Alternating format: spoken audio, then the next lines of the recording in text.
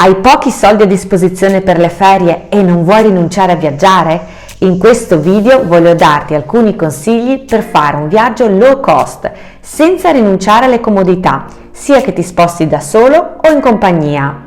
Mi chiamo Mariangela, sono un'accompagnatrice turistica, ho lavorato in diversi ambiti del settore turistico, come agenzie di viaggio, hotel, musei, e in questo canale metto a disposizione la mia esperienza per dare consigli, regalarti immagini dei luoghi che visito e soprattutto desidero ispirarti e motivarti non solo a viaggiare, ma a vivere più consapevolmente la tua vita, perché quello è il viaggio più bello.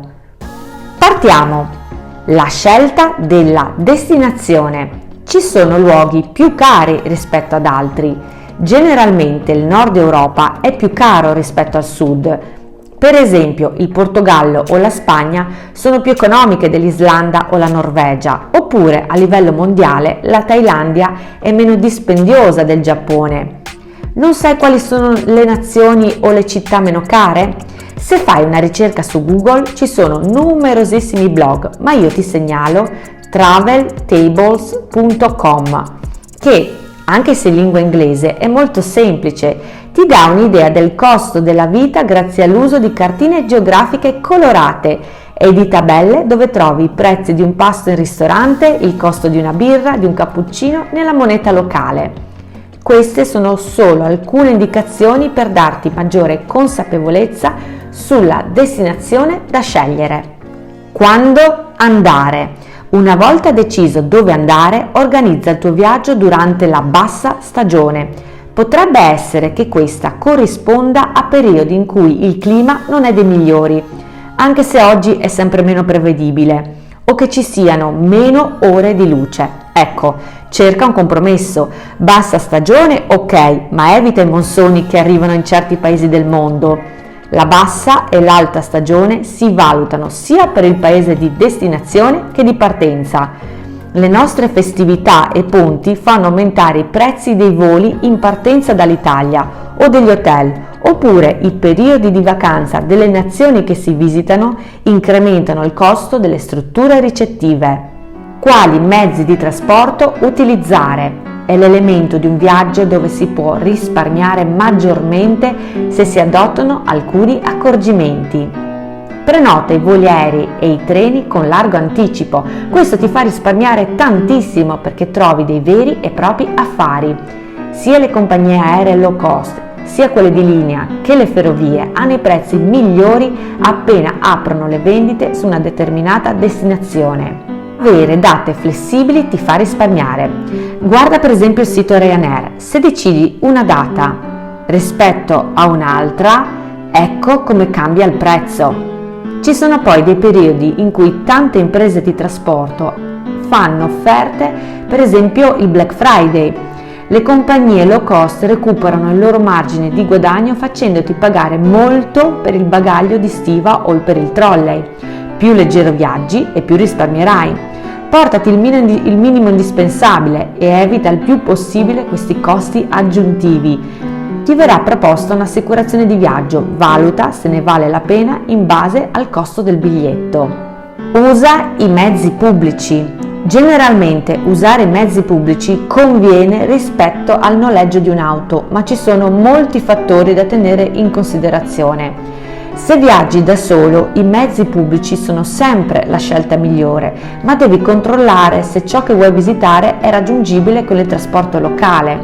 I biglietti giornalieri o settimanali sono più convenienti dei singoli biglietti, questo è un classico della metropolitana o dei bus delle città. Il transfer dall'aeroporto alla città ha spesso diverse opzioni, dalle più economiche come l'autobus, che comporta più tempo, alle più veloci come i treni, ma più costose. Se vuoi organizzare un viaggio low cost, considera il fattore tempo. Quanto ne hai a disposizione? Ne hai abbastanza per trascorrere più tempo in autobus? Dove dormire? Una premessa: esistono soluzioni quasi gratuite come il couchsurfing.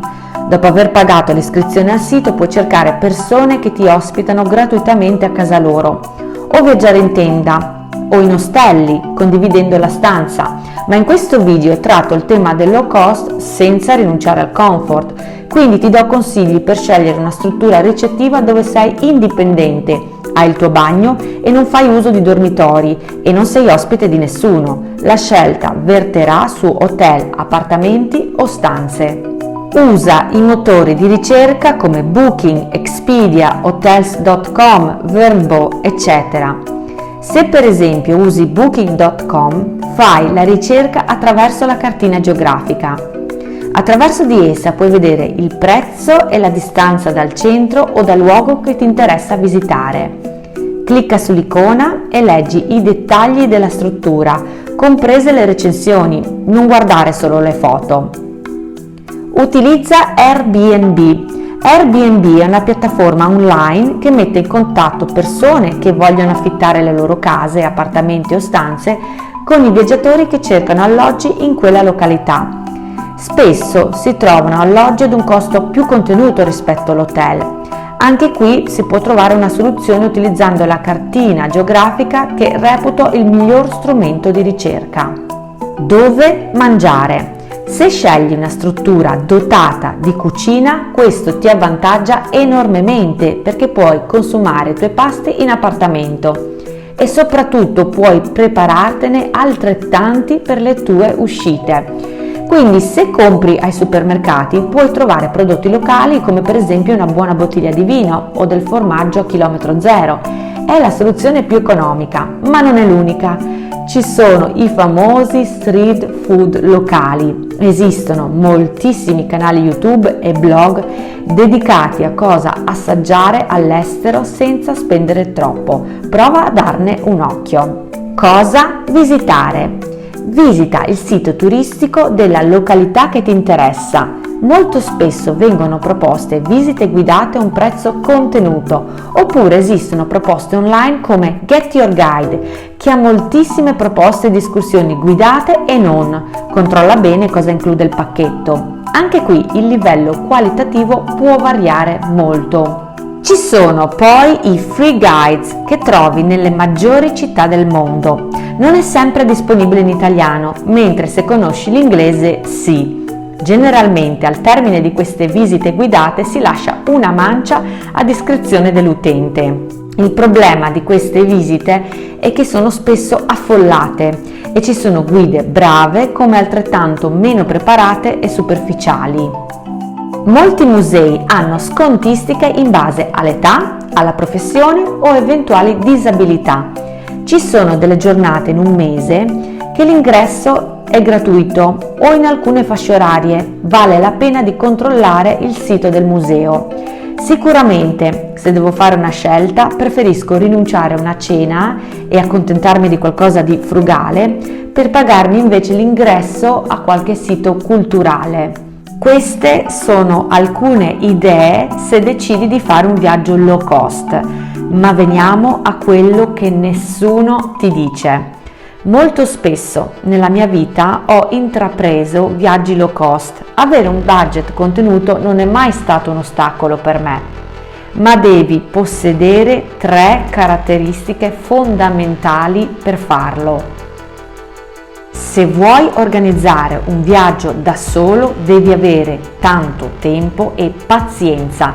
Nessun sito, nessuna ricerca ti offre la soluzione migliore in poco tempo. Spesso devi trascorrere ore e ore su internet a comparare prezzi e a leggere descrizioni e recensioni, a controllare i siti delle compagnie aeree. E tutto deve essere ben coordinato tra date, orari, alloggio, eccetera. Devi avere un minimo di dimestichezza. Questa è una di quelle cose che si impara facendo, ma saper navigare tra i siti, capire come funzionano, può essere banale per alcuni, ma molto meno per altri. Ti deve piacere.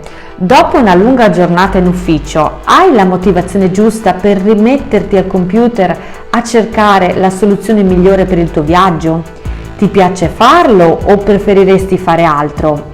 Questo può diventare frustrante al punto che alla fine decidi di accettare passivamente la prima proposta che ti fa Booking, con il rischio di rimanere delusa o deluso.